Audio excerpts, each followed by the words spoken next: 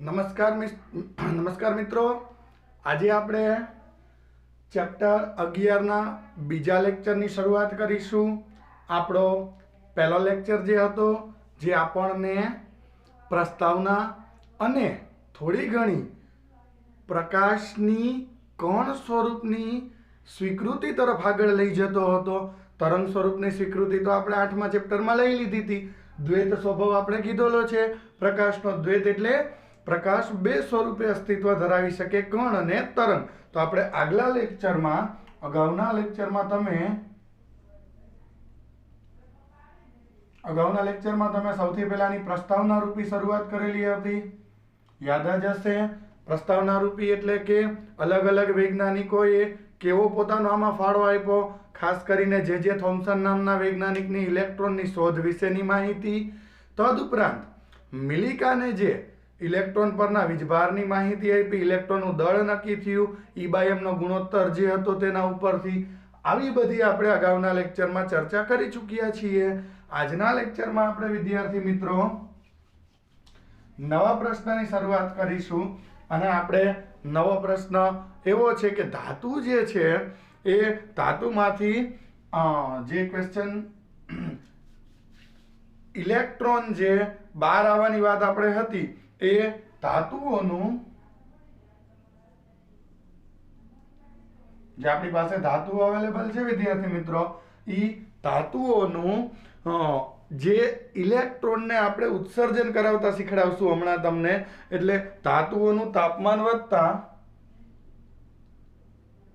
તાપમાન તમે વધારો, તાપમાન વધતા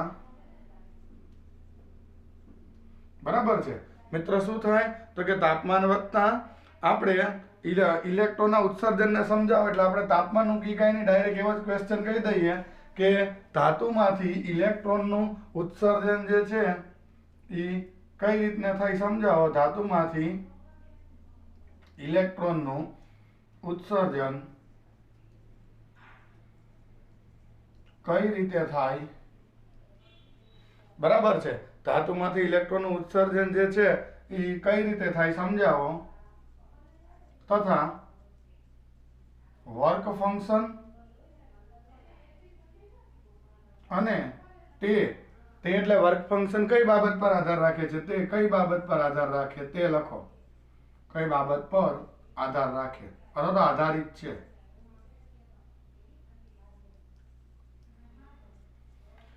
ચાલો દોસ્તો, આપણે ધાતુમાંથી ઇલેક્ટ્રોનનું ઉત્સર્જન કઈ રીતે થાય દોસ્તો એની તમારી સાથે જે છે અહીંયા ચર્ચા કરવાની છે. હવે મિત્રો, જે આપણે એક ધાતુ વિચારીએ તો ધાતુની અંદર અણુ કે પરમાણુ આવેલા હોય. દાખલા તરીકે આ કોઈ ધાતુનો ટુકડો છે દોસ્તો, ઓકે. આની અંદર દાખલા તરીકે આ રીતના કેન્દ્રમાં વચ્ચે ન્યુક્લિયસ અને બાહ્યતમ કક્ષામાં ઇલેક્ટ્રોન આવેલા હોય. આ રીતની આપણને સામાન્ય રીતની પરિસ્થિતિ જોવા મળે. હવે દોસ્તો, આ ધાતુનો નમૂનો છે અથવા તો ધાતુનો ટુકડો છે, ઓકે. હવે આને જ્યારે તમે તાપમાન આપો, તાપમાન આપવામાં આવે, તાપમાન આપો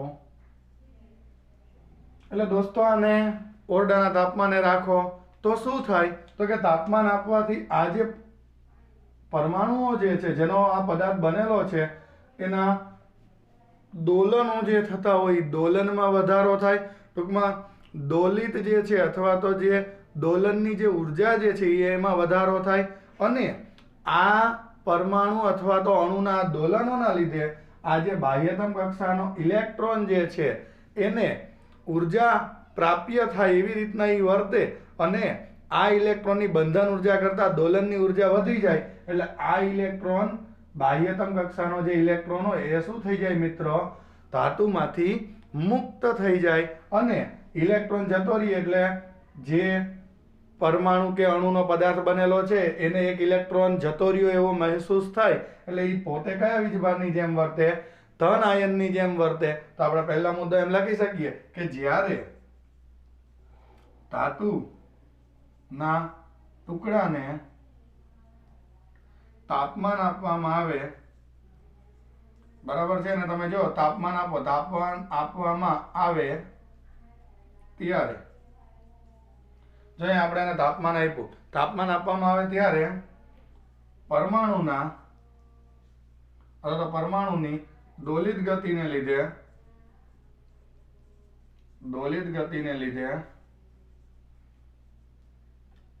તે દોલન જે એના થાય, બરાબર છે? તાપમાન વધવાને લીધે દોલિત ગતિ જે અંદર થતી હોય, અથવા તો ડાયરેક્ટ આપણે એમ લખી શકીએ તાપમાન વધવાને લીધે એની દોલિત ગતિ જે અંદર થતી હોય દોસ્તો, એ દોલિત ગતિની અંદર શું થાય છે? તાપમાન વધવાને લીધે દોલિત ગતિમાં વધારો થાય.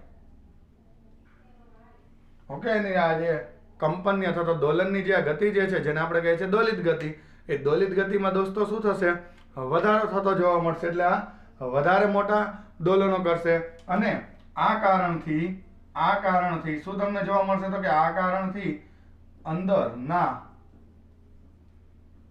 બંધિત ઇલેક્ટ્રોનની જે આ ઇલેક્ટ્રોન છે એ બંધિત કહેવાય. અત્યારે અંદરના બંધિત ઇલેક્ટ્રોનની ઉર્જાથી વધુ ઉર્જા તેને પ્રાપ્ત થશે. ઇલેક્ટ્રોનને અંદરના જે બંધિત ઇલેક્ટ્રોન છે એ બંધિત ઇલેક્ટ્રોનની બંધિત ઉર્જાથી વધુ ઉર્જા પ્રાપ્ય બને, એટલે તે ઇલેક્ટ્રોન, એટલે બંધિત ઉર્જાથી આ ઉર્જા વધી જાય એટલે આ ઇલેક્ટ્રોન જે છે, એટલે તે ઇલેક્ટ્રોન મુક્ત બનશે અથવા તો મુક્ત થશે. બરાબર છે? એ ઇલેક્ટ્રોન જો મુક્ત થઈ ગયો. હવે દોસ્તો ઇલેક્ટ્રોન મુક્ત તો થઈ ગયો, સાથે સાથે શું કર્યું? તો કે પોતાની જગ્યાએ શું નિર્માણ કરે છે? ધન આયન. બરાબર છે? અને એ તો નીકળી ગયો. બરાબર છે? એટલે નીકળી ગયો એટલે ધાતુની બહાર ન જઈ શકે. બરાબર? આ ઇલેક્ટ્રોન મુક્ત થવાથી ધન આયનો બને, પણ આ ઇલેક્ટ્રોન સપાટીની બહાર જાય એટલી જે છે એની પાસે ઉર્જા નથી. ટૂંકમાં સપાટીની બહાર જવા માટે સક્ષમ નથી હોતો. શું કામ એ આપણે કહીએ. બરાબર? તો અહીં આપણે લખીએ, અને તે ધન આયનનું ધાતુમાં નિર્માણ કરે. ધન આયનનું ધાતુ જે છે ધાતુમાં નિર્માણ કરે. એટલે ધન આયનનું ધાતુમાં નિર્માણ કરે એટલે કહેવાનો અર્થ એ છે કે અહીંયા આ જે છે એ ધન આયનની જેમ વર્તે. બરાબર? હવે દોસ્તો આ ઇલેક્ટ્રોન બહાર તો નીકળી ગયો, પોતાના સ્થાને ધન આયન તો બનાવી દીધા. હવે જો સપોઝ આ ઇલેક્ટ્રોન અહીંયા છે દોસ્તો, અહીંયા આવી ગયો આ ઇલેક્ટ્રોન બહાર નીકળીને, તો આ ઇલેક્ટ્રોન તમે ધ્યાનથી જો, આજે મેં નમૂના તરીકે ઇલેક્ટ્રોન દોરેલા છે જે ધાતુમાંથી અણુમાંથી મુક્ત થઈ ગયા દોલન થવાથી, તો આ ઇલેક્ટ્રોનને સપાટીથી બહાર એટલે ધાતુમાંથી અહીંયા સાવ ખુલ્લી જગ્યામાં અહીંયા આવવું હોય તો આ હજી પોસિબલ નથી થતું. શું કામ? કારણ કે આ ઇલેક્ટ્રોન ઋણ છે, પોતાના સ્થાને એ પરમાણુમાંથી નીકળી ગયો એટલે ધન વીજભારિત થયો. એટલે બે વચ્ચે જે આકર્ષી બળ લાગે એના લીધે પરમાણુને એ સપાટી ઉપર જકડીને રાખે એટલે સપાટીથી બહાર જવાની છૂટ નહીં. અહીંયા ગમે ત્યાં જઈ શકે, કારણ કે આ પણ કોક આયન ધન આયન બન્યો હોય એનો પણ ઇલેક્ટ્રોન મુક્ત થયો હોય, અહીંયા પણ કોક ધન આયન બન્યો હોય એનો પણ ઇલેક્ટ્રોન મુક્ત થયો હોય, તો આ ઇલેક્ટ્રોન અહીંયા બળ લાગે તો વળી પાછો અહીંયા આવી શકે, આ ઇલેક્ટ્રોન અહીંયા જઈ શકે, આ અહીંયા જઈ શકે, અંદર ગમે ત્યાં હરફર કરી શકે. ફરતા ફરતા સપાટી આવે તો સપાટીથી બહાર કોઈ બળ આપે એવું કોઈ છે નહીં, એટલે સપાટીથી બહાર આ ઇલેક્ટ્રોનને જવું જે છે એ શક્ય નથી. તો આપણે અહીંયા એ મુદ્દાને ખાસ નોંધ કરીને લખીએ કે આ મુક્ત ઇલેક્ટ્રોન ધાતુની અંદર, ખાસ હમણાં જે મેં આકૃતિ અહીંયા દોરી હતી, ધાતુની અંદર ગમે ત્યાં હરફર કરી શકે. આ મુક્ત ઇલેક્ટ્રોન ધાતુની અંદર ગમે ત્યાં હરીફરી શકે છે,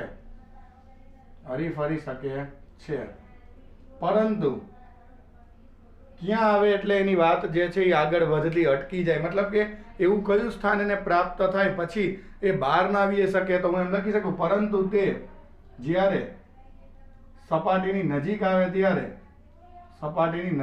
ત્યારે અંદર તમે જોયું હતું ને, નજીક આવે ત્યારે અંદર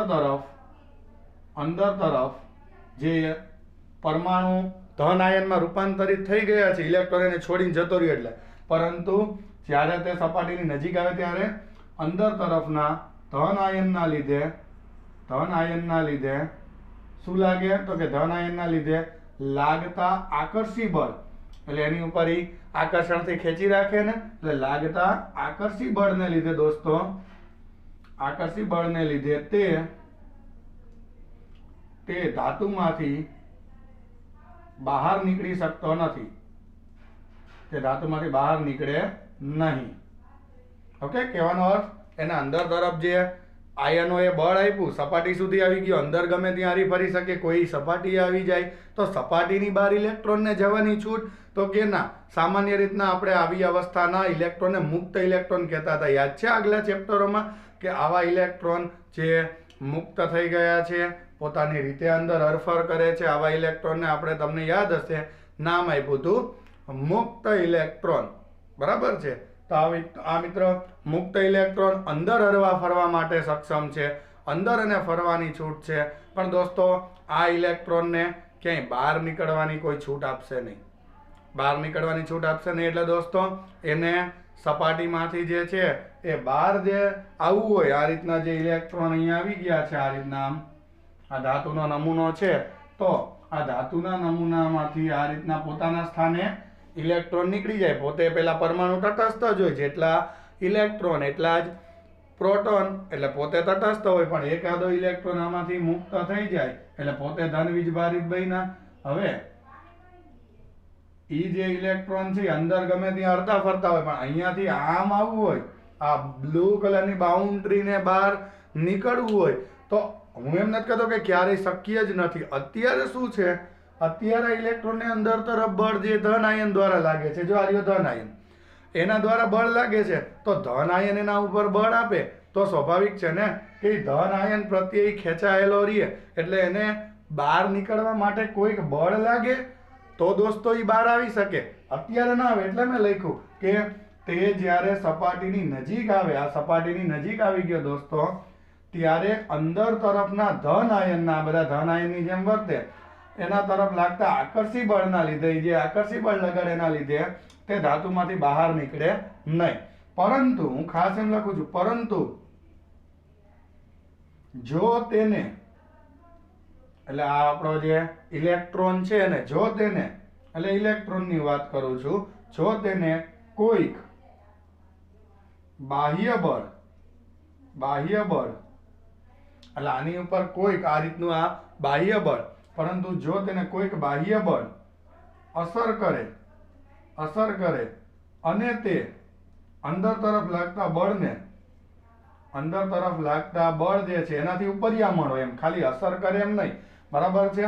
એ જે એ અસરમાં આવી બાહ્ય બળની, આની ઉપર દાખલા તરીકે આ રીતના બાહ્ય બળ લાગે, એટલે જો તેને આ અંદરના ઇલેક્ટ્રોનને કોઈ બાહ્ય બળ અસર કરે અને તે અંદર તરફ લાગતા આકર્ષી બળથી વધુ હોય, આકર્ષી બળથી વધી જાય, બળથી વધુ હોય, કોણ? એને બહાર તરફ લાગતું બળ, તો સ્વાભાવિક છે કે આ અંદર તરફ લાગતા જે બળથી આ એના ઉપર આ બહારથી લાગતું જે બળ જે છે એ વધી જાય, એ બળથી વધુ હોય, એના ઉપર જે આકર્ષી બળ લાગતું હોય એનાથી આ બાહ્ય તરફ લાગતું બળ વધુ હોય, તો દોસ્તો શું થશે? તો હું એમ કહી શકું કે બાહ્ય તરફ લાગતા બળથી વધુ હોય તો ઇલેક્ટ્રોન ધાતુની જે સપાટીએથી અટકી ગયો તે સપાટીથી પણ બહાર નીકળી શકે, અથવા તો બહાર છટકી શકે છે. ઓકે, તો અહીંયાથી પણ એ બહાર છટકી શકે, બહાર નીકળી શકે દોસ્તો.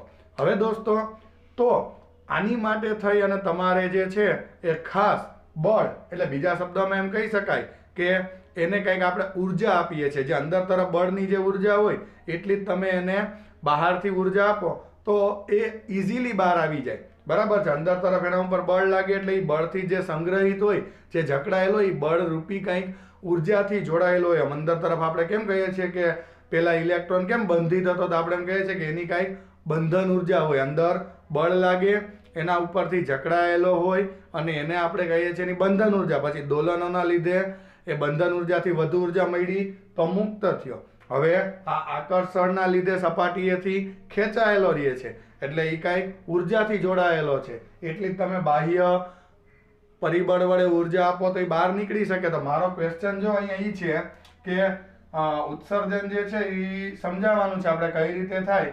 તો આપણે અહીંયા વર્ક ફંક્શનની સમજૂતી આપવાની છે. તો આપણો ક્વેશ્ચન એ છે વર્ક ફંક્શન જે હોય એ વર્ક ફંક્શન કોને કહેવાય દોસ્તો? ઓકે, ચાલો વર્ક ફંક્શન કોને કહેશું? વર્ક ફંક્શન નો મતલબ શું? વર્ક ફંક્શન એટલે શું? ઓકે, તો દોસ્તો વર્ક ફંક્શન એટલે કે આપણે જે આ ઇલેક્ટ્રોન જે હોય, હમણાં જે મેં વાત કરી, એ અંદર તરફ જે પૂરતી આકર્ષી બળની ઉર્જાથી જે જકડાયેલ હોય અંદર તરફ, એના ઉપર જે છે એ ઉર્જા બળના લીધે એ કંઈક ઉર્જાથી જોડાયેલો એમ લાગે તો તેનાથી ઉપરિયામણ થઈ શકે, તો એ બાહ્ય ઉર્જા આપવામાં આવે તો એ મુક્ત થઈ શકે એમ પણ લખી શકાય. એટલે અહીંયા આપણે એમ લખી શકીએ એટલે કે જે અંદર અને બહાર બળથી જોડાયેલો છે એની વાત કરી, એના પરથી આપણે એમ લખી શકીએ એટલે કે અંદર તરફ જે ઉર્જાથી જકડાયેલ છે, સપાટીએ આવી ગયા પછી જે ઉર્જાથી જકડાયેલ છે તેનાથી વધુ ઉર્જા બાહ્ય તરફ, એટલે તમે બહાર તરફ જે છે બાહ્ય તરફ આપો તો ઇલેક્ટ્રોન મુક્ત થવા સક્ષમ બનશે. ઇલેક્ટ્રોન મુક્ત થવા સક્ષમ થશે. બરાબર છે. અંદર તરફ જે ઉર્જાથી જોડાયેલો હોય એનાથી તમે એની ઉપર બાહ્ય તરફ કંઈક ઉર્જા આપો, બરાબર છે, બાહ્ય તરફ એના ઉપર બાહ્ય તરફ આપો તો વધુ ઉર્જા બાહ્ય તરફ આપો તો તે ઇલેક્ટ્રોન મુક્ત થવા સક્ષમ થશે. બરાબર. તો અહીંયા આપણે ઇલેક્ટ્રોનને ઓળંગી શકે, અંદરની જે ઉર્જાને ઓળંગી શકે એવી પૂરતી ઉર્જા કંઈક આપવી પડે. તો એના ઉપરથી આપણે શબ્દ સમજાવવાનો છે વર્ક ફંક્શન કોને કહેવાય. ઓકે, વર્ક ફંક્શન કોને કહેવાય? ખાસ યાદ રાખજો, આને ગુજરાતીમાં કાર્ય વિધેય કહેશું અને જેનો સિમ્બોલ આપણે નક્કી કરેલો છે ફાઈ. Okay, work function.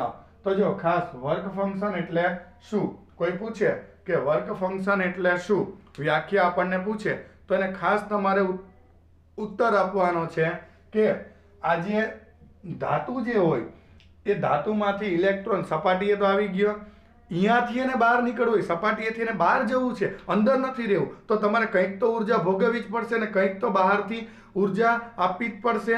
બરાબર છે. જે અંદર એને બળરૂપી જે ઉર્જાથી જોડાયેલો હોય, બરાબર છે, આપણે જે કહીએ છીએ ને કે અંદર તરફ જેના ઉપર બળ લાગે, જે પેલા કેન્દ્ર તરફ બળ લાગતું હતું એટલે એ બંધન ઉર્જાથી જોડાયેલો એમ કહેતા હતા, એને કંઈક બંધન ઉર્જા હોય, અંદર બળ લાગતું હતું એટલે. તો દોલનોના લીધે ઉર્જા વધી તો એ છૂટો તો થયો પણ સપાટીએથી બહાર આવે એટલો નથી થયો, કારણ કે સપાટી આવે એટલે વળી ધન આયનના લીધે બળ લાગી ગયું એટલે વળી ખેંચાઈ ગયું, એટલે અંદર ગમે ત્યાં ફરવા માટે એને પરમિશન મળી પણ બહાર આવવા માટે નહીં. તો આપણે એને બહાર લાવવું હોય તો કંઈક તો ઉર્જા આપવી જ પડશે. તો આપણે એમ કહી શકીએ કે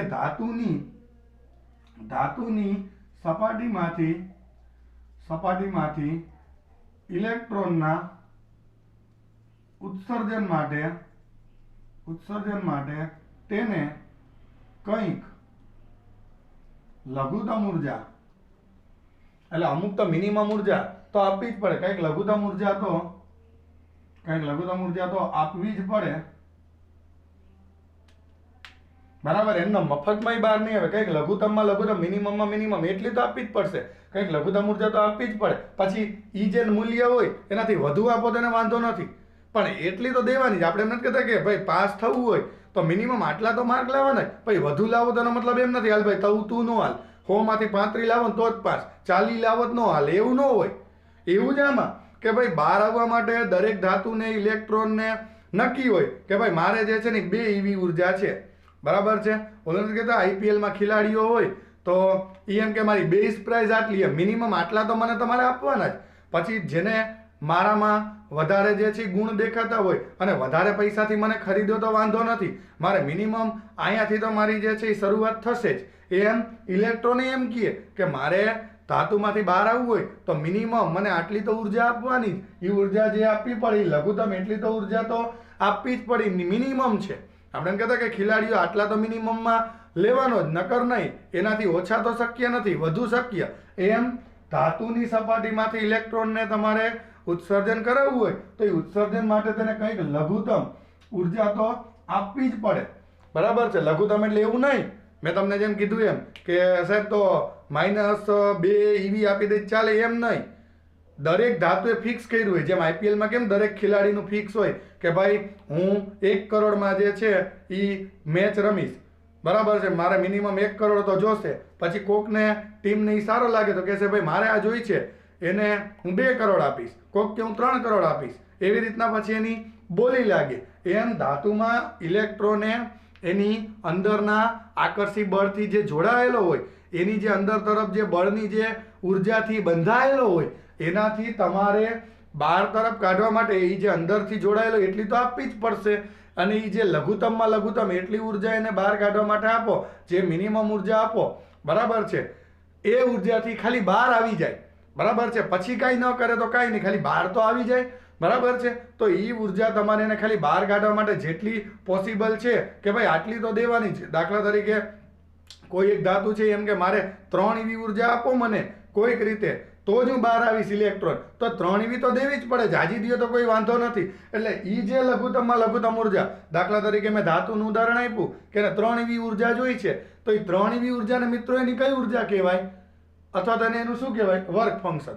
એટલે અહીંયા વ્યાખ્યા છે ધાતુની સપાટીમાંથી ઇલેક્ટ્રોનના ઉત્સર્જન માટે ઇલેક્ટ્રોનને બહાર કાઢવો હોય તો તેને કંઈક લઘુત્તમ ઉર્જા તો આપવી જ પડે. તે ઉર્જાને ધાતુનું વર્ક ફંક્શન કહે છે,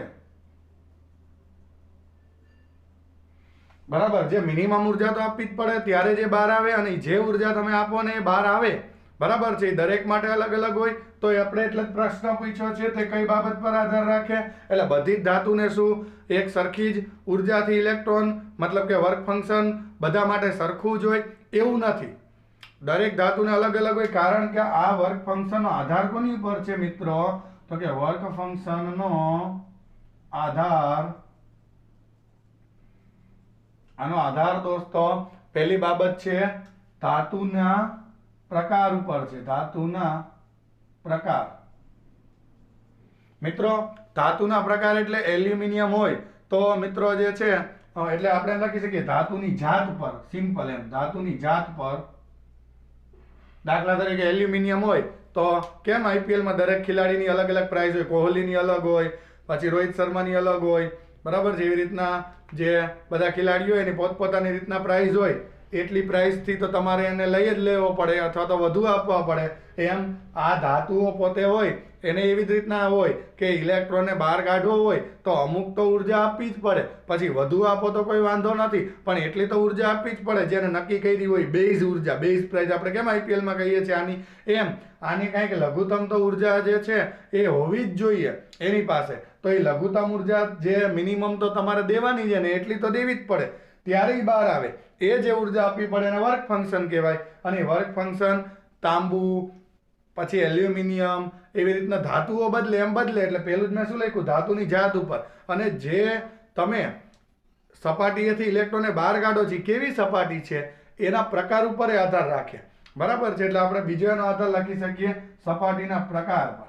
એક તો એની જાત પર અને બીજો છે સપાટીના પ્રકાર પર. સપાટીના પ્રકાર પર. ઓકે દોસ્તો, તો આપણને એમાં પૂછ્યું હતું ઇલેક્ટ્રોન કઈ રીતના બહાર આવી શકે. તો અહીંયા એનો જવાબ આપ્યો. અહીંયા પણ એ જ લખ્યું છે કે બહાર છટકી શકે, બહાર નીકળી શકે એની પોસિબિલિટી શું, તો અંદર તરફ જે બળ હોય એનાથી બાહ્ય બળ કોઈક લાગે, એટલે કે અંદર તરફ જે ઉર્જાથી જોડાયેલો છે એનાથી બાહ્ય તરફ જે ઉર્જા એને કોઈક આપે, જો બહારથી ક્યાંક એને ઉર્જા મળી શકે તો ઇલેક્ટ્રોન બહાર નીકળી શકે મિત્રો. અને એ બહાર નીકળવા માટે એને જે લઘુત્તમ ઉર્જા જોઈએ એને વર્ક ફંક્શન કહેવાય. ઓકે. અને ખાસ યાદ રાખજો, હવે આપણે ભવિષ્યમાં શબ્દ વારંવાર આવશે, ફોટો ઇલેક્ટ્રોન કોને કહેવાય, બરાબર. એની આપણે હવે આગળ જતા ચર્ચા કરશું. તો આપણે આ શબ્દની આના પરથી જ ચર્ચા આવશે. તો આ ઇલેક્ટ્રોનને બહાર નીકળવા માટેની પોસિબિલિટી છે અંદરના, બરાબર. બાકી સામાન્ય સ્થિતિમાં ધાતુ જ્યારે હોય ત્યારે તે મુક્ત ઇલેક્ટ્રોન ધરાવતી હોય પણ સપાટીની બહાર નીકળી શકે એવી એના પાસે જે છે એ તાકાત હજી આવેલી નથી. એવી આપણે બહારથી બળ આપીને ઉર્જા આપીને લાવવાની છે. ઓકે, તો હવે આપણે આ શીખવાનું છે કે ઇલેક્ટ્રોનને બહારથી બળ એટલે કે બહારથી ઉર્જા આપીને આપણે એને ધાતુની સપાટીમાંથી બહાર લાવવા છે. તો મિત્રો કઈ રીતે આપણે એને ઉર્જા આપવી, અહીંયા તમે કહી તો દીધું છે કે ઉર્જા જે છે બહારથી બળથી વધુ, એટલે જો અહીં લખ્યું છે વધુ ઉર્જા બાહ્ય તરફ આપવા. તો ક્વેશ્ચન એ છે કે કઈ રીતના આપશું ઉર્જા, તો આપણે એની ચર્ચા કરી. પહેલા અહીંયા આપણે જે ઉર્જા આપશું એના એકમો શું લેશું, કારણ કે ઉર્જા એ ઘણા બધા એકમોને ધારણ કરેલા છે. તો બહારથી ઉર્જા આપવું હોય તો હું એમ કહું 2 જૂલ 2 અર્ગ, એટલે આખા ચેપ્ટરમાં હું બહારથી જે ઉર્જા આપું એટલે કે ઇલેક્ટ્રોનને નીકળવા માટે જે મિનિમમ ઉર્જા જોઈએ એને વર્ક ફંક્શન કહેવાય. તો એ વર્ક ફંક્શનને બતાવવા માટે કયા એકમને વાપરશું, કારણ કે બહાર નીકળવા માટે ઇલેક્ટ્રોનની ઉર્જા છે બરાબર એટલી આપવી પડે. તો દાખલા તરીકે કોઈક ઇલેક્ટ્રોન એમ કે મારે 2, પણ 2 પછી પાછળ જૂલ લખવાનું, અર્ગ લખવાનું, ઈવી લખવાનું, એટલે કયા એકમો આપણને આ વિજ્ઞાનમાં પરમાણુના વિજ્ઞાનમાં આપણે લખીએ છીએ એની ચર્ચા આપણે કરી લઈએ. ઓકે, ચાલો. તો મારો નેક્સ્ટ ક્વેશ્ચન જે છે એ એવો છે દોસ્તો કે આપણે જે આ ધાતુઓ છે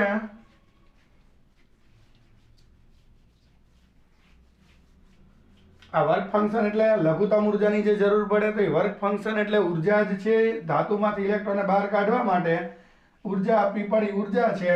તો દોસ્તો એ ઉર્જાનો એકમ શું એની મારે તમારી સાથે ચર્ચા કરવાની છે.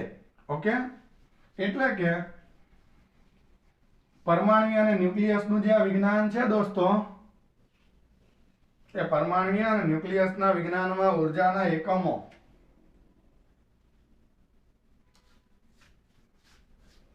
બરાબર એ કયા છે એ તમારે લખવાના છે. પરમાણ્વીય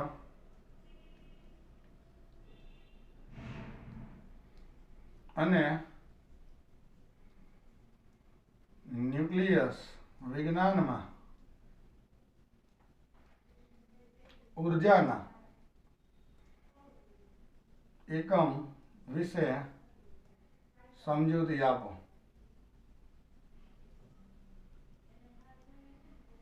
એટલે મિત્રો હું તમને એ ભણાવવા માંગુ છું કે આપણું આ જે વિજ્ઞાન છે પરમાણુ એટલે ઇલેક્ટ્રોનનું, પ્રોટોનનું વિજ્ઞાન, જે તમે આના પછીના ચેપ્ટરો પરમાણુ અને ન્યુક્લિયસ છે એમાં પણ અભ્યાસ કરશો.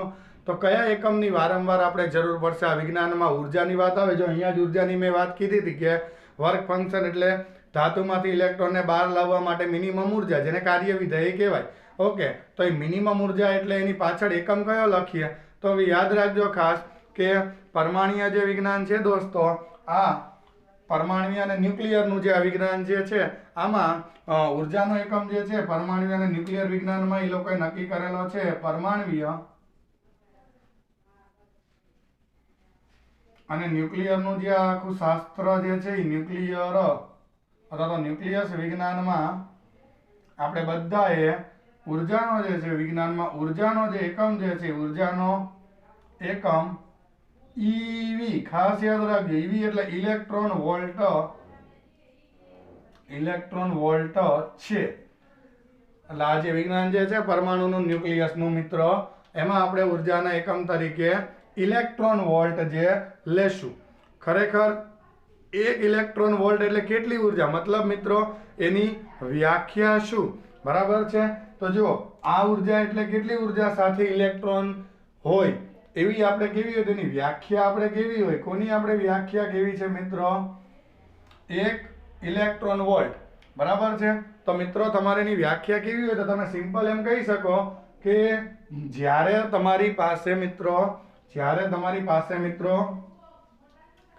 1 વોલ્ટ જેટલો વિદ્યુત સ્થિતિમાનનો તફાવત, આ રીતના બેટરી હોય તો દાખલા તરીકે આવે 1 વોલ્ટ જેટલો વિદ્યુત સ્થિતિમાનનો તફાવત થયો, બરાબર?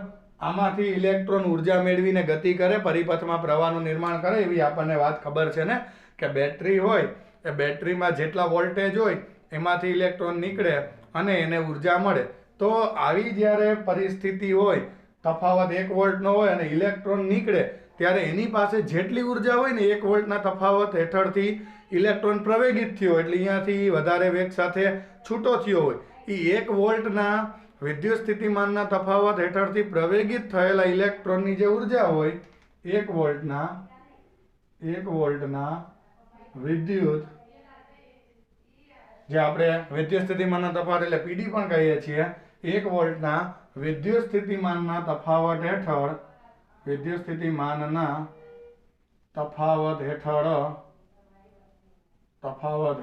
પ્રવેગિત થયેલો એટલે જે પ્રવેગિત થાય છે પ્રવેગિત થયેલ જે ઇલેક્ટ્રોન જે છે ઇલેક્ટ્રોનની ઉર્જાને ઈવી કહે છે.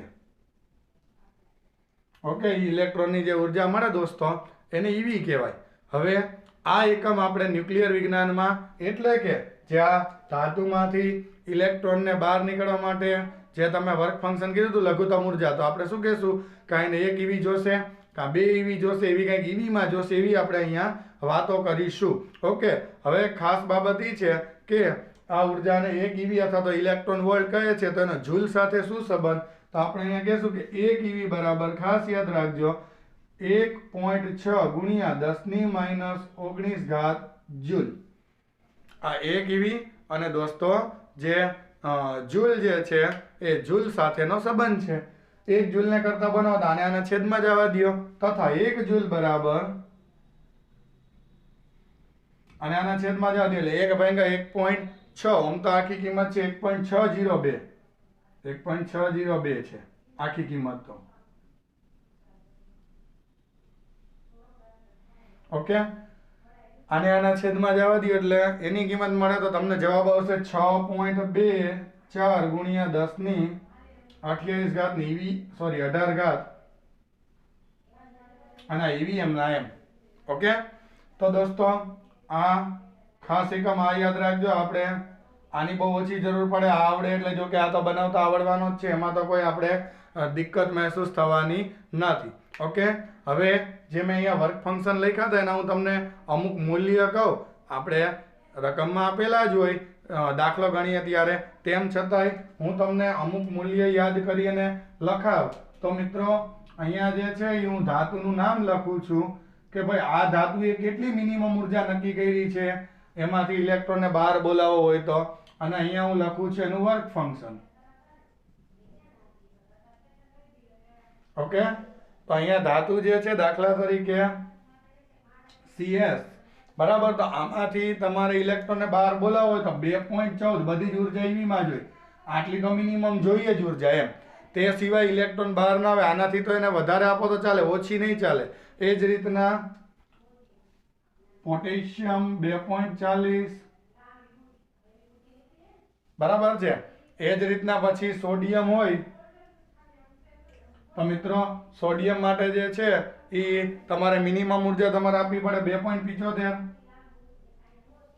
ઓકે, સમજાય તમને દોસ્તો? આની માટે 2.30 છે, 2.30,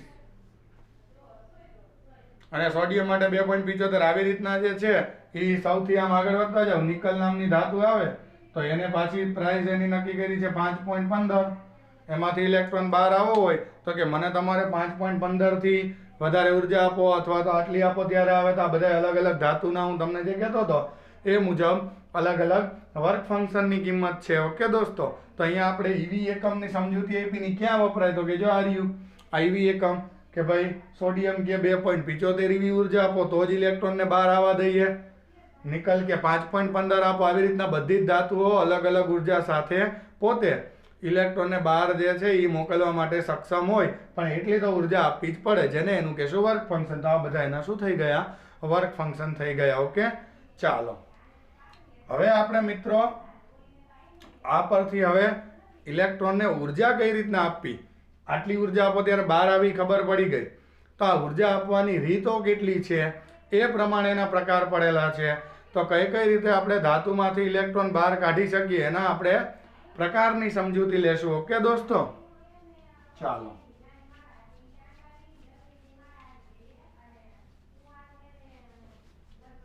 હવે આપણે આ ધાતુમાંથી ઇલેક્ટ્રોનને બહાર તો મોકલી જ દેવા છે, બહાર કાઢવા છે, તો એની માટે ઉર્જા આપવી પડશે. તો કઈ રીતના આપશો ઉર્જા એ આ ક્વેશ્ચનમાં ચર્ચા કરવાની છે. ઓકે, તો મારો નેક્સ્ટ ક્વેશ્ચન એવો થશે, ક્વેશ્ચન મારો, ચાલો શું ક્વેશ્ચન થશે? ધાતુમાંથી ઇલેક્ટ્રોનના ઉત્સર્જન મેળવવાની જુદી જુદી જે છે, બહાર કાઢવા માટે ઇલેક્ટ્રોનને જુદી જુદી જે છે એ રીત લખીને સમજાવો. ધાતુમાંથી ઇલેક્ટ્રોનના ઉત્સર્જન એટલે એને બહાર કાઢવો હોય તો ઉત્સર્જન માટેની જુદી જુદી, એટલે એને બહાર કાઢવો હોય ઇલેક્ટ્રોનને ધાતુમાંથી, બરાબર છે, તો ઉત્સર્જન માટેની જુદી જુદી રીત, ધાતુમાંથી ઇલેક્ટ્રોનના ઉત્સર્જન મેળવવા માટેની એમ લખી શકાય, જુદી જુદી રીત લખીને સમજાવો, અથવા તો જુદી જુદી રીત સમજાવો.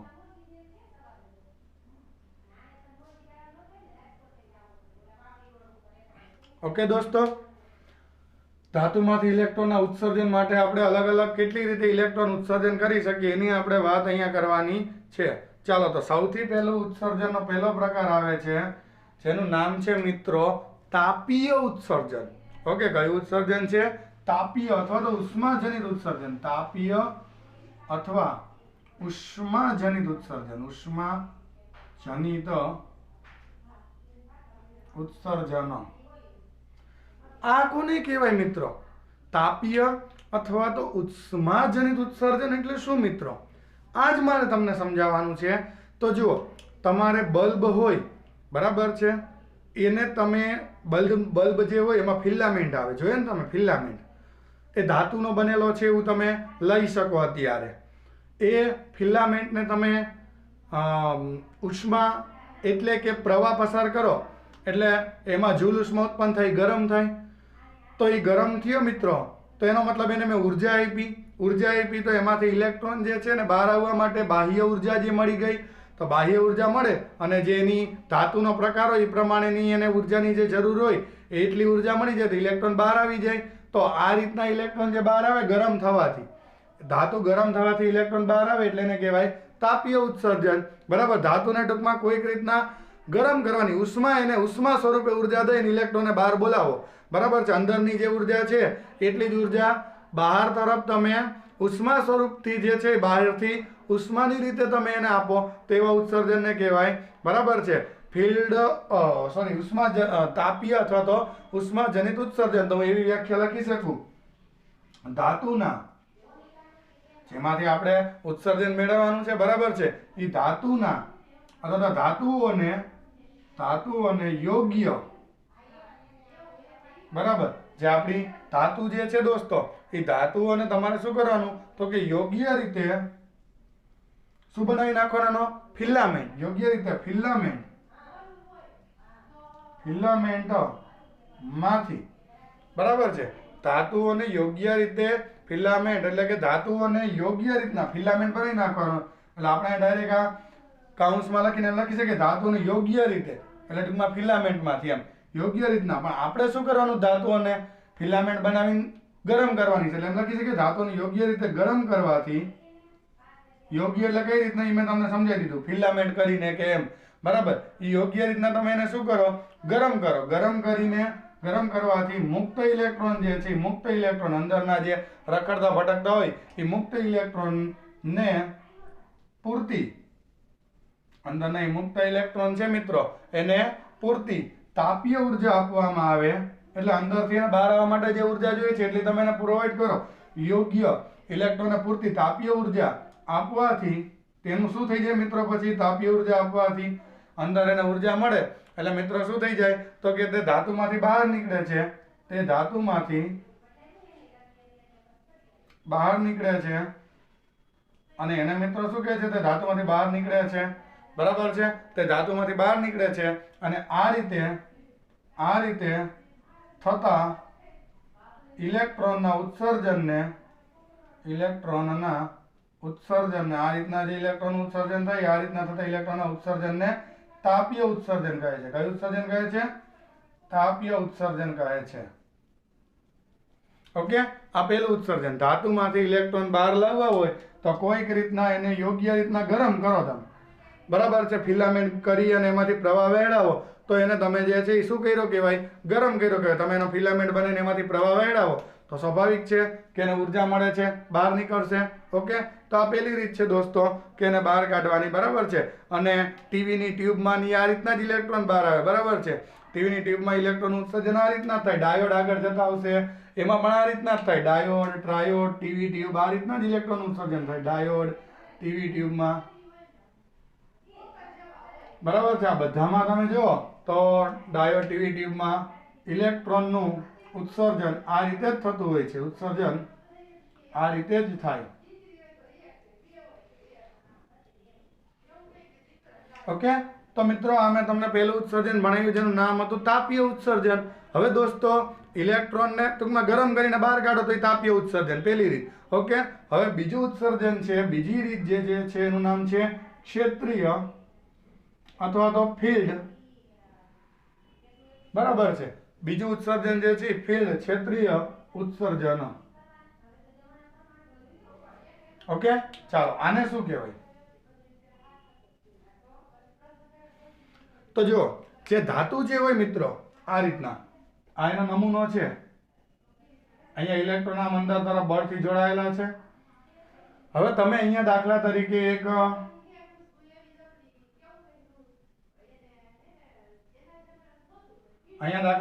ધન વીજભારિત પ્લેટ રાખો, અહીંયા દાખલા તરીકે ઋણ વીજભારિત પ્લેટ રાખો, એટલે આમ ધનથી ઋણ જે વિદ્યુત ક્ષેત્ર અહીંયા રચાય, એટલે આ વિદ્યુત ક્ષેત્ર લીધે ઇલેક્ટ્રોન ઉપર આ તરફ આમ બળ લાગે, અને પૂરતું વિદ્યુત ક્ષેત્ર હોય તેના બળના લીધે એવી ઉર્જા ઇલેક્ટ્રોનને મળે કે જે અંદરની જે બળથી જકડાયેલો છે, અંદરથી જે ઉર્જાથી વર્ક ફંક્શનથી જકડાયેલો છે એનાથી વધી જાય તો ઇલેક્ટ્રોન બહાર આવી જાય. તો આ ઇલેક્ટ્રોનને બહાર લાવવા માટે આપણે અહીંયા શું લાગુ પાડ્યું? પૂરતું યોગ્ય પ્રમાણનું વિદ્યુત ક્ષેત્ર. તો અહીંયા હું એમ લખી શકું ફિલ્ડ ઉત્સર્જન એટલે શું?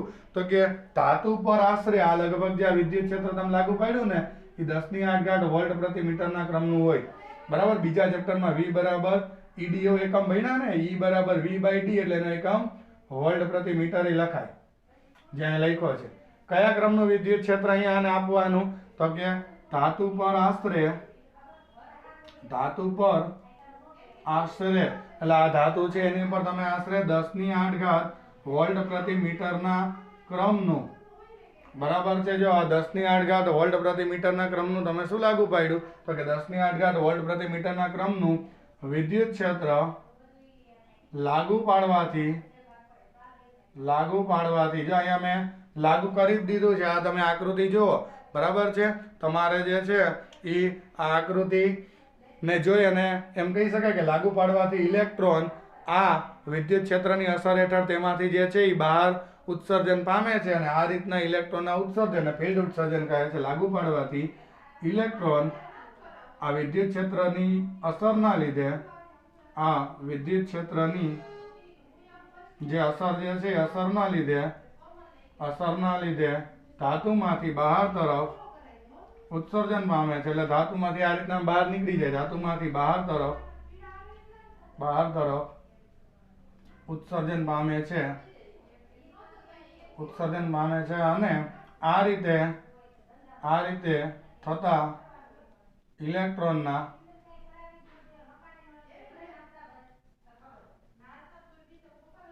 ઉત્સર્જનને શું કહે છે? ક્ષેત્રીય અથવા તો ફિલ્ડ ઉત્સર્જન.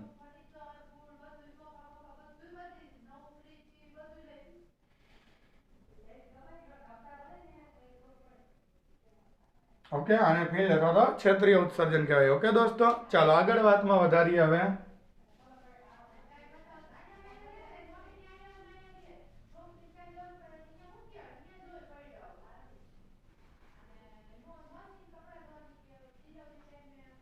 ચાલો દોસ્તો, હવે આ બીજી રીત સમજાઈ ગઈ, ધાતુમાંથી ઇલેક્ટ્રોન બહાર કાઢવા હોય તો. હવે હું તમને ત્રીજી રીત સમજાવું દોસ્તો, જેનું નામ છે, ખાસ આપણે વારંવાર આવશે ફોટો ઇલેક્ટ્રિક ઉત્સર્જન. આ રીત આપણે વારંવાર આવશે, ત્રીજી રીત ફોટો ઇલેક્ટ્રિક ઉત્સર્જન. જો મિત્રો આ ફોટો ઇલેક્ટ્રિક ઉત્સર્જનમાં તમે શું કહી શકો? ઓકે, તો જો એની હું તમને રીત સમજાવ તો દાખલા તરીકે આ ધાતુની કોઈ સપાટી છે, એની ઉપર તમે આમ વિકિરણ, સૂર્યના કે કોઈ વિકિરણને આમ આપાત કરો, બહારથી આ વિકિરણ આવ્યું તો અંદરના ઇલેક્ટ્રોન જે છે દોસ્તો એને વિકિરણમાં પણ ઉર્જા હોય જ. એટલે તમે જુઓ સોલાર પ્લેટ જે છે એમાંથી વિદ્યુત પણ મળે છે સૂર્યમાંથી, એટલે એમાં ઉર્જા તો છે તો જ વિદ્યુત બન્યું હોય, પાણી ગરમ થાય, બરાબર છે. તો સોલાર પાસે એટલે કે સૂર્ય પાસે ઉર્જા તો છે જ એના વિકિરણોમાં, તો એ વિકિરણો અહીંયા આપાત કરો ધાતુની સ્વચ્છ કરેલી સપાટી ઉપર, અને એ યોગ્ય આવૃત્તિવાળું વિકિરણ આપાત કરો, અને આમાંથી જો આ ઇલેક્ટ્રોનનું બહાર ઉત્સર્જન થઈ જાય મિત્રો, એટલે કે ઇલેક્ટ્રોન બહાર આવી જાય, તો આ રીતે ઇલેક્ટ્રોનને તમે બહાર કાઢેલા છે, આ રીતને કહેવાય ફોટો ઇલેક્ટ્રિક ઉત્સર્જન. તો ખાસ યાદ રાખજો શું કહેવાય, તો કે ધાતુની આ ધાતુ છે, આ ધાતુની સ્વચ્છ કરેલી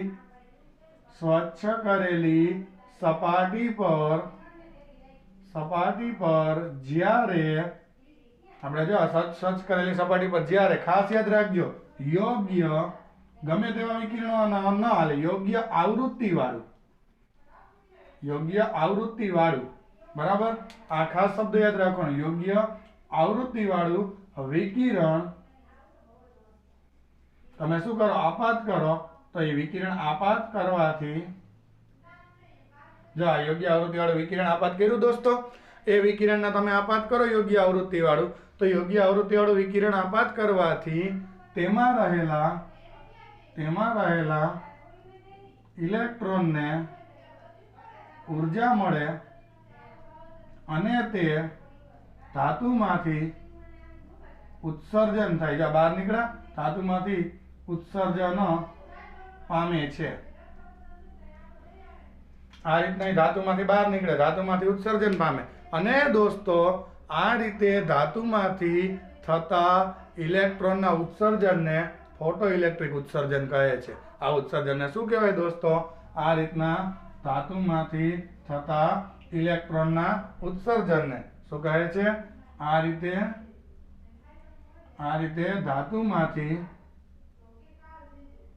થતા ઇલેક્ટ્રોનના ઉત્સર્જનને ફોટો ઇલેક્ટ્રિક શું કહેશો દોસ્તો, એને ફોટો ઇલેક્ટ્રિક ઉત્સર્જન કહે છે. ઓકે દોસ્તો, અને આ જે ઇલેક્ટ્રોન બહાર નીકળી ગયો એને ફોટો ઇલેક્ટ્રોન કહે છે દોસ્તો. શું કહે છે એને?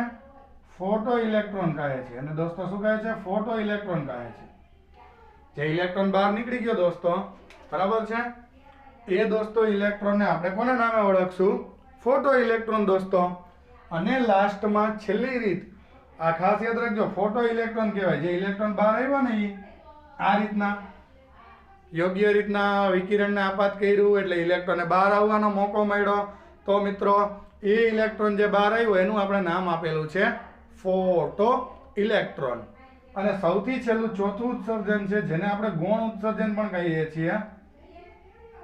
જો મુખ્ય 3 રીત જ છે ઉત્સર્જનની, જે મેં સૌથી પહેલા ચર્ચા કરી દીધી છે. તાપીય, ફિલ્ડ ઉત્સર્જન, ફોટો ઇલેક્ટ્રિક ઉત્સર્જન.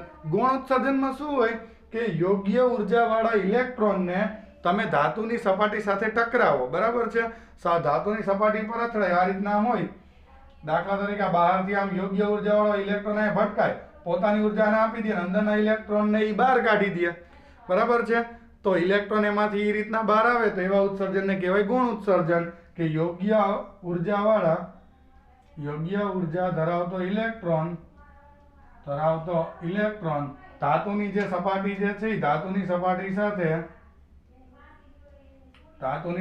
સાથે અથડાય. જો એ અથડાય, બરાબર, આ રીતના ધાતુની સપાટી સાથે એ મિત્રો શું થઈ જાય? અથડાય. ત્યારે ધાતુની અંદર રહેલો જે ઇલેક્ટ્રોન જે છે ધાતુની અંદર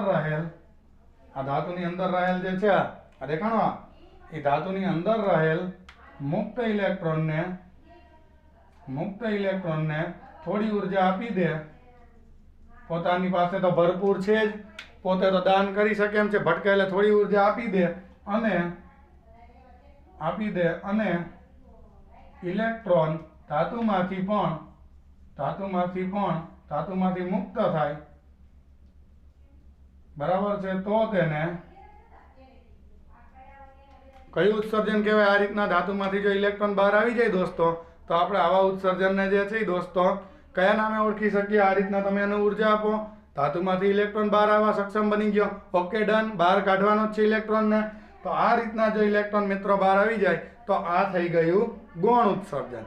તો મિત્રો આજના લેક્ચરમાં જે આપણે શરૂઆત કરેલી હતી કે ધાતુમાંથી ઇલેક્ટ્રોનને બહાર કઈ રીતના મેળવી શકાય, તો એ આપણે પેલા પ્રશ્ન ભણ્યા અને વર્ક ફંક્શન ભણ્યા કે ઉર્જા એને કોઈક રીતે બહારથી આપો તો એ ઇલેક્ટ્રોન બહાર આવે. અમુક લઘુત્તમ ઉર્જા આપવી પડે એને વર્ક ફંક્શન કહેવાય. વર્ક ફંક્શન મેં અહીંયા લિસ્ટ બનાવીને તમને કીધું હતું કે અલગ અલગ ધાતુનું અલગ અલગ વર્ક ફંક્શન ઇલેક્ટ્રોન વોલ્ટમાં હોય એટલી ઉર્જા ઈવીમાં આપવી પડે. આપણો એકમ છે ઉર્જાનો ઈવી. અને પછી એ ઉર્જા કઈ રીતના આપવી એની આ ચર્ચા છે ઇલેક્ટ્રોનના ઉત્સર્જન માટે જુદી જુદી રીતો કે કઈ રીતના ઉર્જા પ્રોવાઈડ કરશો અલગ અલગ રીતના. તો પેલી રીત છે તાપીય, ફિલ્ડ, ફોટો ઇલેક્ટ્રિક અને ગૌણ ઉત્સર્જન. આ ચેપ્ટરમાં આ રીત ઉપર વધારે ફોકસ કરવાનું છે. કેમ? તો કે આ જે રીત છે દોસ્તો ફોટો ઇલેક્ટ્રિક ઉત્સર્જન એ આપણે પ્રકાશના કણ સ્વરૂપ તરફ લઈ જવા માટે એક આધાર સ્તંભ પુરવાર થવાનો છે કે પ્રકાશ આપાત કરો તોય ઇલેક્ટ્રોન બહાર આવ્યો. તો એના ઉપરથી આપણને ઘણા બધા જે તારણો છે, ઘણા અવલોકનો છે મળવાના છે. તો આની વિગતવારે આગળ જતા ચર્ચા આવશે. ઓકે, તો આજના લેક્ચરમાં આપણે આટલે સુધીનું રાખીએ છીએ. Thank you. નમસ્કાર દોસ્તો.